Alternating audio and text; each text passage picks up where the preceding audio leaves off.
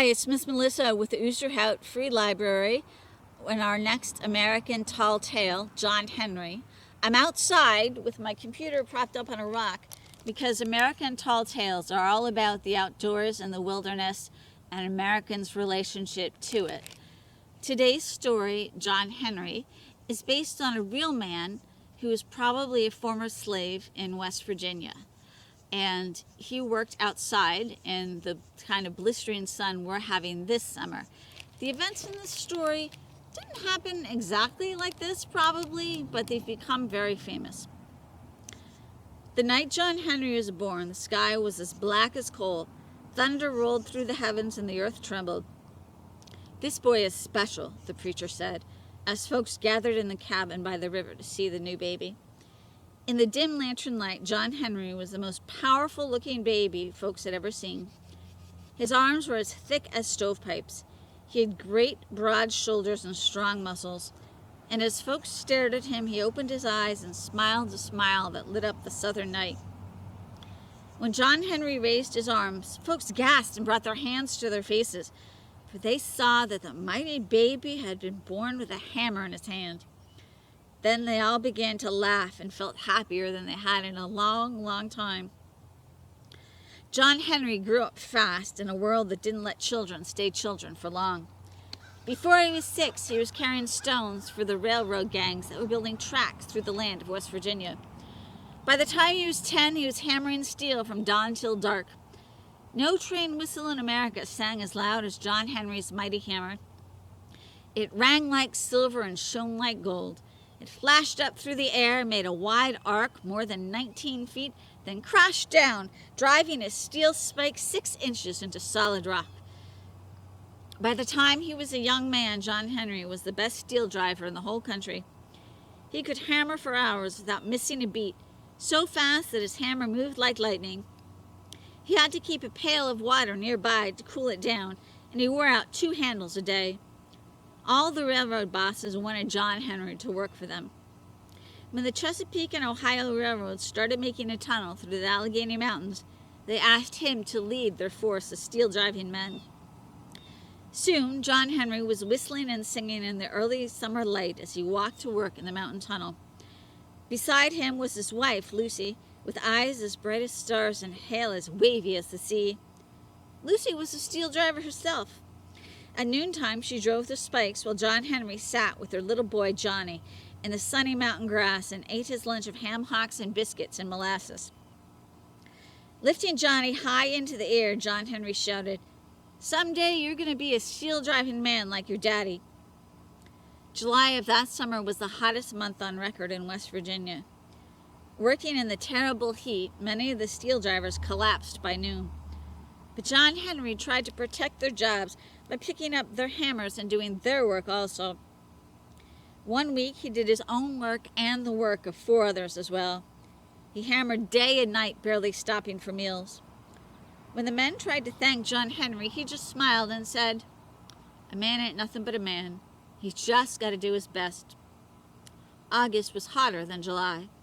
One day, as the men labored in the white light of the afternoon sun, a city salesman drove up to the work site. "Come see, everybody," he shouted. "Looky here at this incredible invention. A steam drill that can drill holes faster than a dozen men working together." I don't know about that," said the railroad boss, rubbing his grizzly jaw. "I got the best steel driver in the country. His name is John Henry, and he can beat 24 men working together." "That's impossible," the salesman said. "But if you can prove your hand driller is faster than my steam driller, I'll give you this machine for free." The boss called to John Henry. "This fellow doubts which of you can drill faster. How about a big contest?" As John Henry stared at the steam drill, he saw a picture of the future. He saw machines taking over the jobs of the country's finest workers. He saw himself and his friends out of work and begging beside the road. He saw men robbed of their dignity and robbed of their families. "I'd rather die with a hammer in my hand than let that steam drill run me down," he yelled back, and his boss and friends all cheered. "That contest will be the death of you, John Henry," Lucy said later. You got a wife and child, and if anything happens to you, we won't ever smile again. John Henry just lifted Johnny into the air and said, "Honey, a man ain't nothing but a man, but a man's always got to do his best. And tomorrow I'm going to take my hammer and drive that steel faster than any machine." Lucy put on her best blue dress, and folks came from all over Ohio, Virginia, and Kentucky. They came from the countryside, and they came from the cities. At 6:30 in the morning, John Henry and the salesman with the steam-powered drill stood side by side. Early as it was, the sun was burning hot. There was no breeze. Sweat poured down people's faces like water down a hill. As the onlookers gathered around the contestants, Little Bill, the worker who loved John Henry the best, said, "There ain't a steam drill anywhere that can beat that man."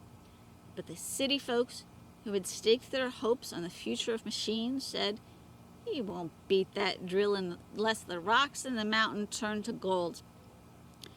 "No sirree," said Jimmy, John Henry's oldest friend.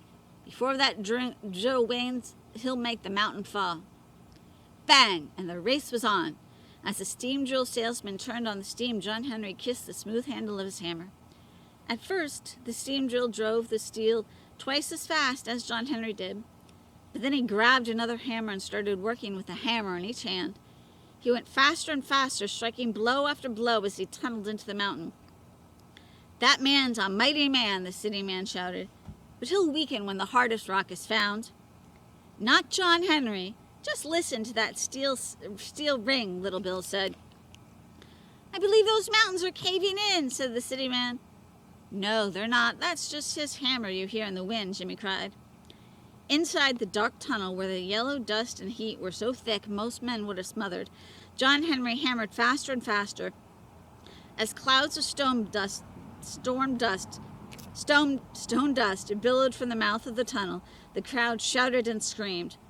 John Henry's hammer sounded like 10,000 hammers. Lucy, Little Bill, and Jimmy cheered when the steam drill was dragged out of the tunnel. Sputtering and spewing, it had broken down. "Come back now, John Henry," Lucy shouted. But John Henry kept hammering faster than any man had ever hammered before, hammering against all the machines of the future.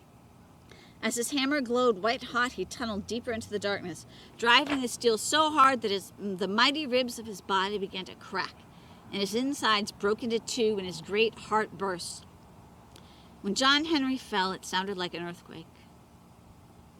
There was a terrible silence inside the mountain. Lucy stood still as stone, for she knew what had happened. When Jimmy and Little Bill brought him out of the tunnel, John Henry's blood ran red over the ground, but his hand still clutched one of his mighty hammers. "I've beat them," he gasped. "Now I'm dying." "Don't go, John Henry," Lucy begged. "Bring me a cool drink of water, honey," he said. Then he took his last breath. Lucy fell down on her knees and sobbed. "Lord, this was a good man," she said. They carried John Henry down from the mountain. They carried him to the river and buried him in the sand near the cabin where he was born. Folks stood in the rain and flagged the westbound train headed for John Henry's grave, and word spread quickly across the land, John Henry's never coming back. Soon the steam drill and other new machines took over the work of the steel-driving men. Little Bill, Jimmy, and others like them left their work and wandered north and west left their families and wandered north and west looking for work. As they walked the hot, dusty roads, they took the only jobs they could find. They picked cotton and dug ditches. But often while they worked, they sang about John Henry. John Henry told his friends, "A man ain't nothing but a man. Before I'll be beat by that big steam drill, I'll die with a hammer in my hand. I'll die with a hammer in my hand."